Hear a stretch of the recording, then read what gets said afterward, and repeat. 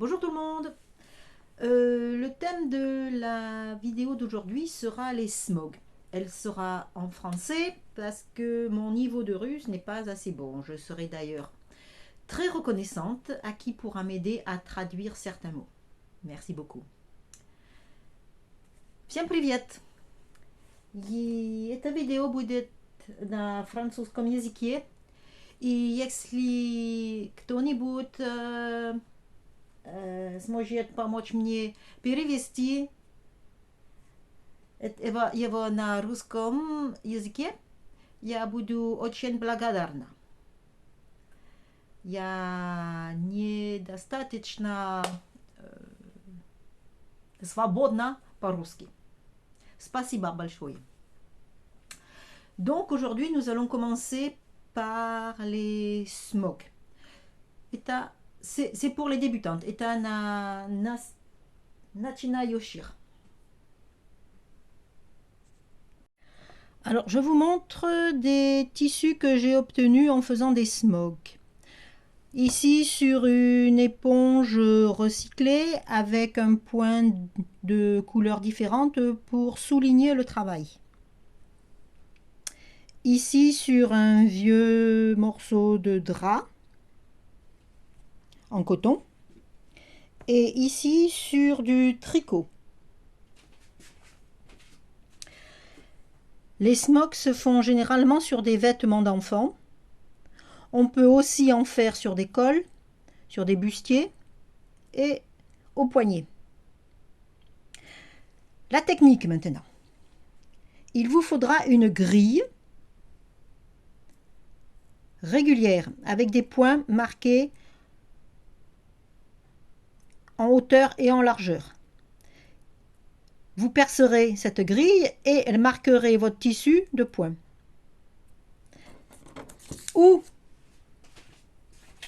vous tracez des lignes horizontales et verticales sur votre tissu. Prévoyez de les faire à l'envers parce que si ça reste sur le tissu, c'est pas très joli. Première méthode pour les débutantes. Passez votre fil comme ça sur les points. Tirez votre tissu pour le froncer et nouez les points en bout pour pouvoir avoir toujours la même largeur de tissu. Prévoyez d'avoir le double ou le triple de tissu à l'origine pour votre tissu final. Il y a plusieurs points. Le résultat sera complètement différent. Je vous montre les différentes façons de nouer les points entre eux. Il faudra toujours commencer par le haut et la gauche du tissu. Le premier est le point de nid d'abeille. Suivez bien les points pour avoir un résultat comme ça. Le deuxième point s'appelle le point de chevron.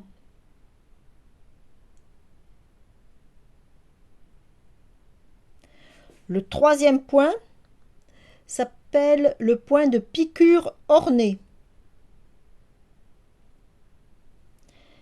Et le quatrième point s'appelle le point de câble ou câblé. Si vous n'avez pas eu la possibilité de noter, vous me le demandez et je vous enverrai les différents points. Selon le travail que vous faites, si c'est régulier ou pas, alors, petit conseil, nouez vos points de façon très régulière. Ne tirez pas sur les points entre eux, ça peut avoir de graves conséquences sur le résultat final. Selon que vous aurez travaillé ou pas les points, on peut avoir des dessins différents sur les tissus. Cela peut faire joli en bas de robe, pour un poignet. Vous pouvez aussi nouer les points de façon différente. par-dessus. Rajouter des perles pour un travail encore différent. Pour le travail sur tricot, la façon est très différente. Je vous expliquerai dans une autre vidéo. Mais ici, vous voyez que j'ai travaillé sur du jersey. Vous pouvez travailler sur différents points. Le résultat sera complètement différent.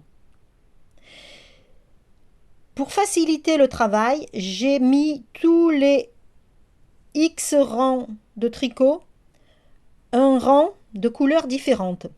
Il est très difficile de retrouver sinon ces rangs parce qu'il faut vraiment être très régulier. En largeur, c'est moins difficile de retrouver les mailles. Mais en hauteur, c'est moins difficile de retrouver les mailles. Mais en largeur, c'est assez difficile. Donc, je vous conseille de faire comme ça, surtout pour le début. Si vous faites 4 rangs et un seul rang de couleurs différentes, voilà ce que ça va donner. D'accord? Si vous en faites 2, le travail est différent. C'est pour vous expliquer la notion de l'importance de la grille de départ, de la largeur de vos points et de la hauteur de vos points. Là, le travail sur 7 ou 8 rangs.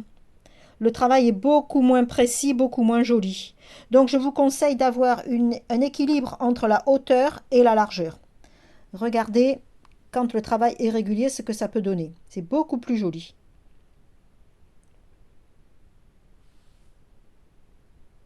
Voilà. Je continuerai par d'autres explications et d'autres motifs sur les smokes. Voilà, j'espère que les explications ont été assez claires. S'il y a le moindre problème, demandez-moi, je vous répondrai, je vous expliquerai plus clairement. Merci d'avoir regardé la vidéo. Je vous dis à très bientôt. Au revoir. Spasiba za pasmotrov i do skora. Paka paka.